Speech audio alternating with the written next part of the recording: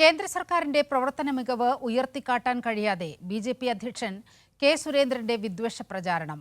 സുൽത്താൻ ബത്തേരിയുടെ പേര് ഗണപതി വട്ടം എന്നാക്കണമെന്ന ആവശ്യമാണ് സുരേന്ദ്രൻ ഉയർത്തുന്നത്. സുരേന്ദ്രന്റേത് വെറും വ്യാമോഹം മാത്രമാണെന്നായിരുന്നു CPIM സംസ്ഥാന സെക്രട്ടറി M.V. ഗോവിന്ദൻ മാസ്റ്ററുടെ പ്രതികരണം. അതേസമയം സുരേന്ദ്രൻ വയനാട്ടിൽ ജയിച്ചിട്ട് വേണ്ടേ പേര് മാറ്റാനെന്ന് P.K. കുഞ്ഞാലിക്കുട്ടി പരിഹസിച്ചു. മോദി സർക്കാരിന്റെ പ്രവർത്തന മികവ് ഉയർത്തിക്കാണിക്കാൻ ഒന്നുമില്ലാത്ത സാഹചര്യത്തിലാണ് BJP സംസ്ഥാന അധ്യക്ഷൻ കെ. സുരേന്ദ്രൻ വിദ്വേഷത്തിന്റെ രാഷ്ട്രീയം പ്രചരിപ്പിക്കാൻ രംഗത്തിറങ്ങിയത്. ടിപ്പുവിന്റെ അധിനിവേശ കാലത്താണ് സുൽത്താൻ ബത്തേരി എന്ന പേര് വന്നതെന്നും ഗണപതി വട്ടം എന്നാണ് സുൽത്താൻ ബത്തേരിയുടെ യഥാർത്ഥ പേരുമെന്നാണ് കെ. സുരേന്ദ്രന്റെ പക്ഷം.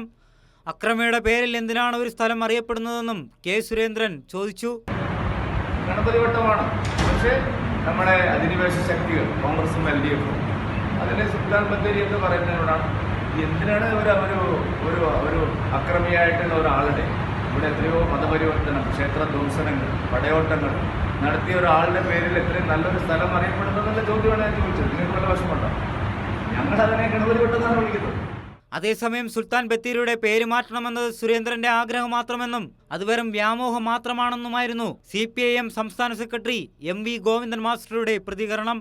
സുൽത്താൻ ബത്തേരിയുടെ പേര് ഗണപതി വട്ടം ആക്കാനാണ് സുരേന്ദ്രന്റെ നിർദ്ദേശം എന്ന് പറയുന്ന ഭാഷ. സുരേന്ദ്രൻ്റെ ഒരു ആഗ്രഹം ഇങ്ങനെ ഇന്ത്യയിലെ പുരാണ സംവിധാനങ്ങളുടെ ഭാഗമായിട്ടുള്ള പേര് നൽകാനും ചരിത്രപരമായ പേരുകൾ ഒഴിവാക്കാനുമുള്ള ശ്രമമാണ് നടന്നുകൊണ്ടിരിക്കുന്നത്. അത് ഫാസിസത്തിൻ്റെ ഭാഗമായിട്ടുള്ളൊരു കാര്യമാണ്. ഫാസിസം വരുമ്പോഴേ ചിലപ്പോൾ വരും. എന്നാൽ പേരുമാറ്റ വിഷയത്തിൽ കെ. സുരേന്ദ്രനെ പരിഹസിച്ചായിരുന്നു P.K. കുഞ്ഞാലിക്കുട്ടിയുടെ പ്രതികരണം. കെ. സുരേന്ദ്രൻ വയനാട്ടിൽ ജയിച്ചിട്ട് വേണ്ടേ പേര് മാറ്റാനെന്നും P.K. കുഞ്ഞാലിക്കുട്ടി പറഞ്ഞു. കേരളല്ലേ, ഇത് കേരളാണല്ലോ.